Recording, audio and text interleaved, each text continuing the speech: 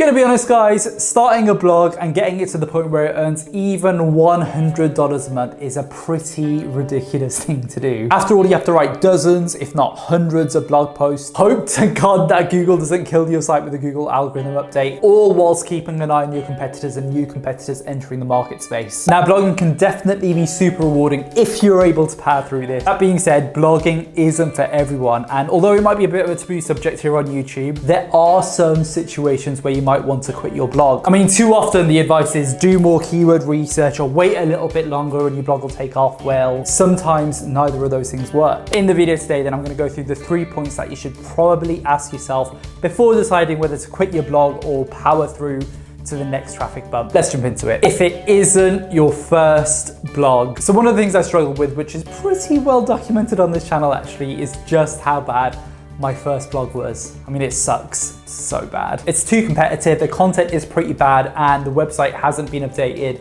well over a year now. And whilst this website has had around about a year and a half of solid work put into it, it is a shame to see that this website isn't taking off to where I want it to be. Now, thankfully, the story is a lot better with my second blog. Just goes to show that any beginner apprehensions I might have had about the blog taking off weren't actually premature. Here's a little bit of reality for you guys. Around 70 to 80% of you watching this, if it is your first blog that you've actually set up, it won't take off, unfortunately. And to be honest, guys, that's perfectly okay. Just use the experience and the information that you've learned building your first website into your second and third, which will have a much better chance of success. If, however, this is your third website, your fourth website, and you've already got a bit of experience in building a successful website, then you won't have beginner's bias and you'll be able to understand what a good website is versus a bad one, and if you should quit the project that you're working on. You've tried multiple keyword research techniques. So keyword research or search analysis or whatever you want to call it is the backbone of any successful website. Finding low competition, long tail keywords to go after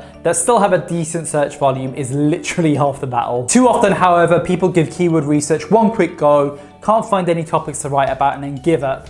Or even worse than that, find a few keywords, write the content for that, see that those posts don't rank, and then just give up entirely there. I've definitely been there. Now at this stage, many people might feel as though their niche is completely oversaturated and that they don't have a single chance of ranking. But before you throw the baby out with the bathwater, I would do the following. Try and find 6 different techniques of doing keyword research and then find 30 keywords on the back of those 6 techniques. For example, let's say you were to set up a website all around snowboarding or something like that. Use different keyword research techniques such as using the alphabet soup technique, using Google Trends data, or try using keyword research techniques that are taught by the likes of Sean Mars, Passive Income Geek, or Income School, for example. I have an affiliate link in the description box down below if you are interested in their course. Use their techniques to improve your keyword research and try and find those keywords. And what I'd also do is use keyword research providers like Anthony over at Tortoise Cashflow or Carl Broadbent's Keyword Care Service to further ensure that you're covering all your bases when it comes to researching your niche. Only once you've done all of that and used all those different sources to try and find those keywords and you still can't find anything to rank for, then you might want to make the decision to quit that individual blog. You just don't enjoy it anymore. So while it might sound a little bit abusive, your boy absolutely loves getting pummeled every single day by starting a business. The way I like to see blogging or setting up any business or entrepreneurship journey is essentially you're getting into a ring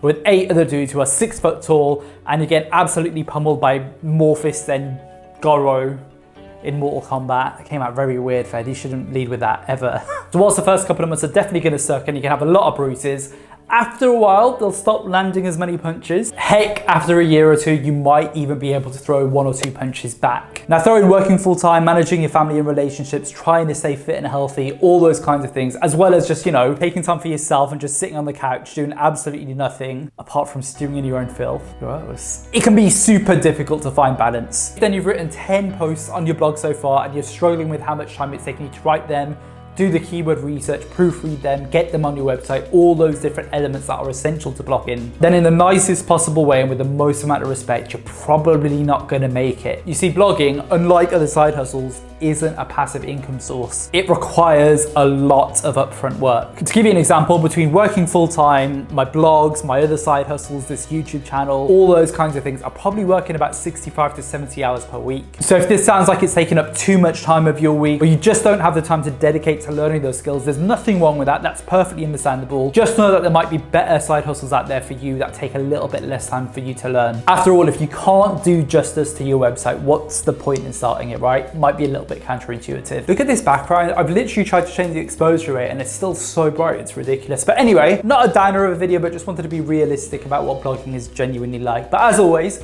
if you're interested in more videos around blogging, side hustles, personal development, sales, any of those fantastic things, absolutely smash the like and subscribe button, as they both really, really do help out the channel. And until the next one, best of luck with your blogs, best of luck with your side hustles, and I'll see you next week, hopefully. All the best. Bye.